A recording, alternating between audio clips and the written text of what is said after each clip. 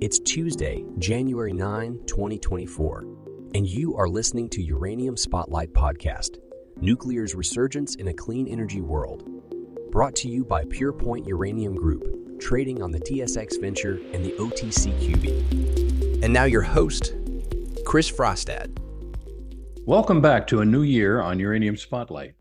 On this episode, we'll take a look at how the uranium market started the year, the Western world's lost access to uranium fuel, how Japan weathered another earthquake, and the continued expansion of nuclear power around the world. 2023 provided the uranium market with price levels not seen in over 12 years, closing out at $91 US per pound U3O8. Last week it jumped yet another dollar to land at $92 on Friday.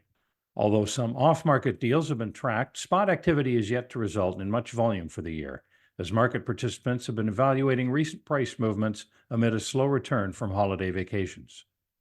The long-term price also had a good year, finishing up the end of December at $68 US per pound U3O8, up 42% on the year.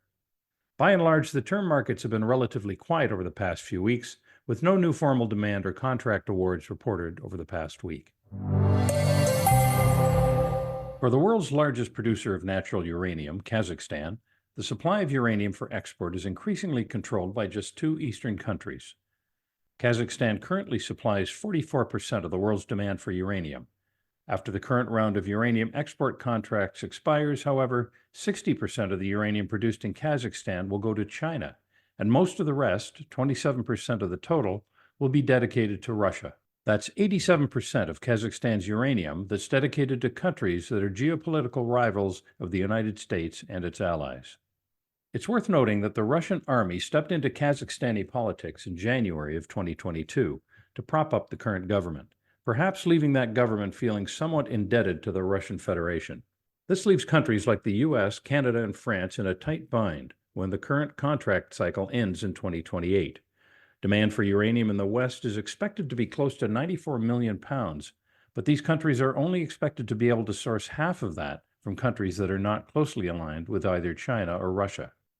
Nonetheless, even with the price of uranium already reaching $92 a pound this past week, the price is likely to continue rising for some time.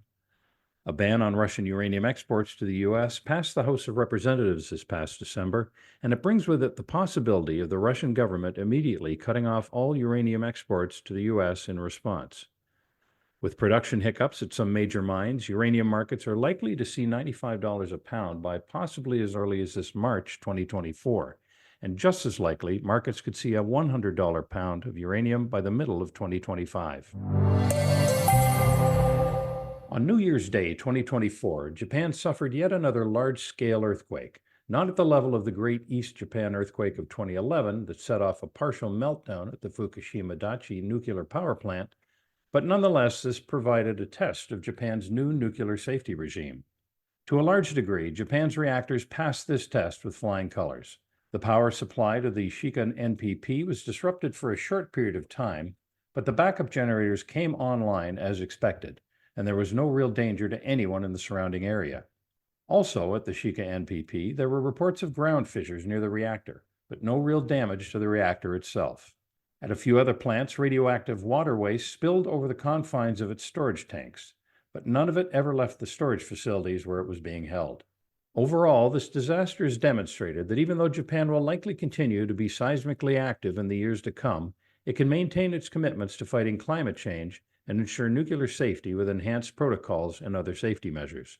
Almost immediately after the earthquake as well, the Nuclear Regulation Authority passed authorization for the restart of the world's single largest reactor to the next stage, demonstrating the trust that the system has placed on its reactors. Public opinion, however, does not always follow the course of what the government deems to be the right course of action, and after the near miss at Shika, there's been a public outpouring of anti-nuclear sentiment, and this may pose a threat to Japan's reactor restarts. If the government can get the people on side, however, there can continue to be a bright future for the nuclear industry in Japan. From France to South Africa and South Africa to China, countries around the world are ramping up their efforts to build new nuclear capacity. France this week has put $1 billion towards the study of small modular reactor technology, a technology which would allow smaller reactors to be built faster and cheaper than their larger cousins. In the past week, France also more than doubled their previously announced intention to build 6 new large reactors to an ambitious 14 reactors, stating that they're willing to spend tens of billions of dollars on this project. This comes in light of France and 21 other countries signing on to the pledge to triple nuclear power by 2050 this past year at COP28. Also noteworthy is France's state-owned corporation EDF's recent announcement that they intend to build a reactor each year somewhere in the world into the 2030s. South Africa also announced plans to spend 6 trillion rand, or approximately $300 billion on upgrading its energy infrastructure over the next 3 decades. This will include building at least 1 and possibly 2 or more reactors, and will hopefully avoid the kind of blackouts that currently cripple the country's economy. China also announced that it will be building 4 more reactors in addition to the 26 that it already has under construction. All this is part of China's plan to double its nuclear capacity by 2030. Investors finally experienced the tipping point they had been waiting for many years, as the spot price nearly doubled in 2023 to close out at $91 US per pound U3O8. The real excitement came in the final 3 months of the year when the spot price jumped nearly 25%. Many investors, however, were perplexed by the fact that the share price of their uranium stocks didn't follow suit. With the spot price hitting 12-year highs, how could uranium investments be flat or worse? Globally, the share price of uranium producers dropped by 4% on average between October 1st and December 31st, while uranium developers sat flat. Uranium explorers had it even worse, falling by 10% on average during Q4 of 2023.